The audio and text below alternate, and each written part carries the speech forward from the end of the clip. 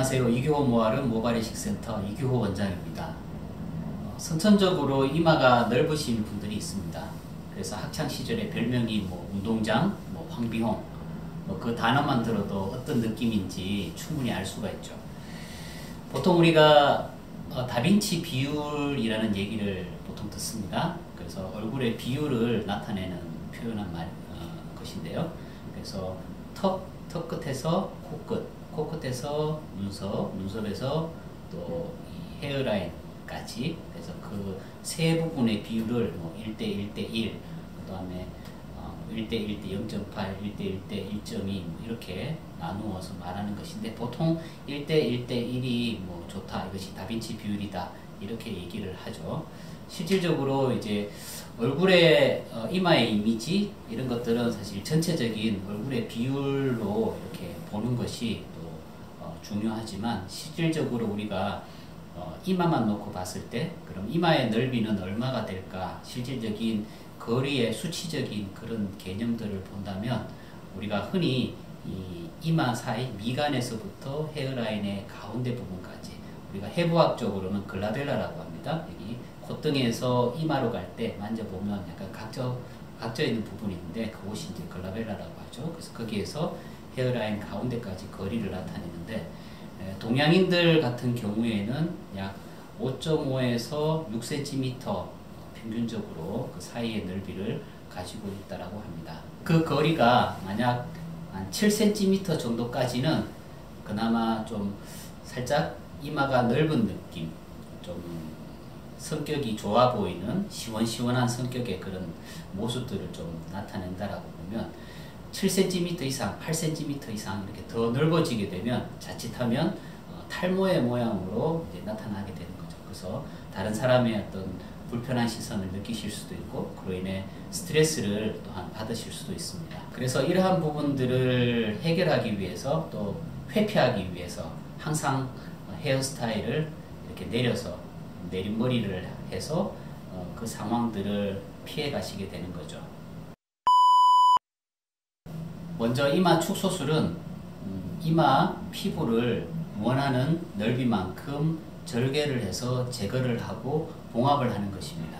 그래서 제거된 피부의 넓이만큼 이마가 좁아지기 때문에 아주 드라마틱한 효과를 우리가 얻을 수가 있죠. 그렇지만 가장 관심을 가져야 되는 부분은 수술 후에 생긴 흉터 부분입니다. 헤어라인 아래쪽에 흉터가 자리를 보통 잡게 되는데, 그래서 만약 흉터가 눈에 띄게 그렇게 드러나 보인다면 우리가 모발이식을 그 흉터 주변 부위로 해서 흉터를 좀 드러나지 않게끔 만들어야 될 그런 필요성들도 있습니다.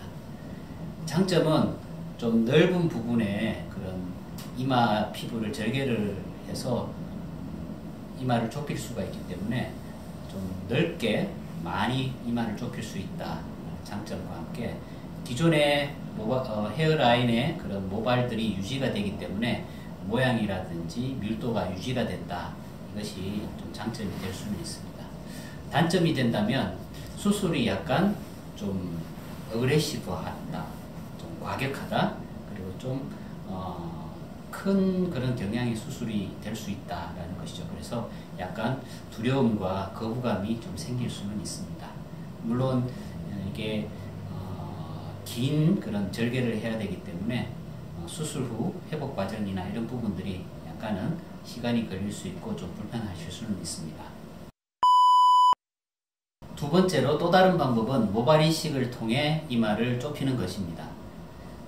통상적인 모발이식을 하는 방법처럼 헤어라인을 만들고, 그리고 뒷머리를 옮겨서 거기에 볼륨감 있게 모발로 채우는 것이죠.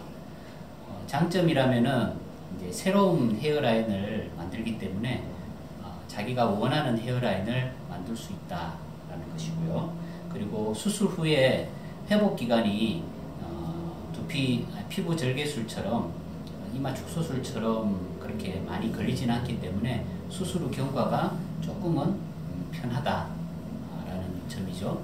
그리고 뒷모발의 상태가 좋다면, 두께라든지 또는 모발의 밀도나 이런 부분들이 좋다면 우리가 어느 정도 풍성한 결과를 만들 수 있는 그런 좋은 또 하나의 방법이 될 수도 있습니다.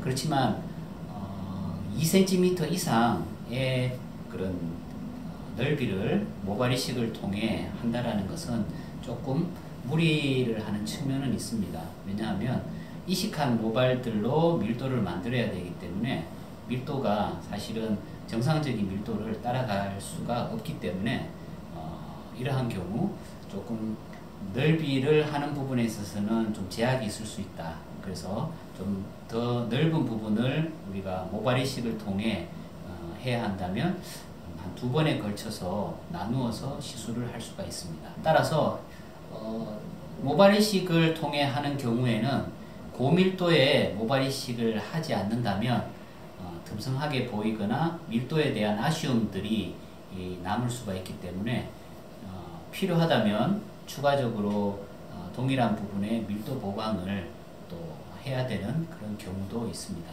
그렇지만 대체적으로 넓은 이마가 좁아진다라는 측면에서는 대체적으로 만족도가 높은 시술이 되겠습니다.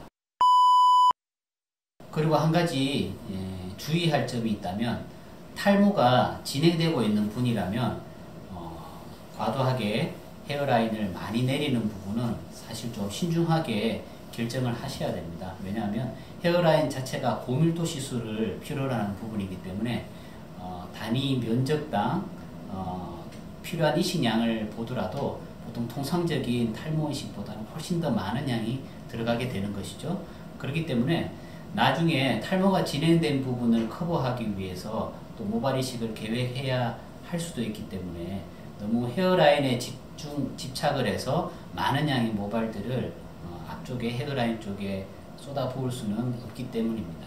그리고 헤어라인은 사실 바로 직접적으로 사람들의 눈에 드러나는 부분이기 때문에 많은 경험과 또 숙련된 그런 의료진에 의해서 행해져야 이것이 나중에 자연스러운 헤어라인 모양을 또 가지게 되는 것입니다.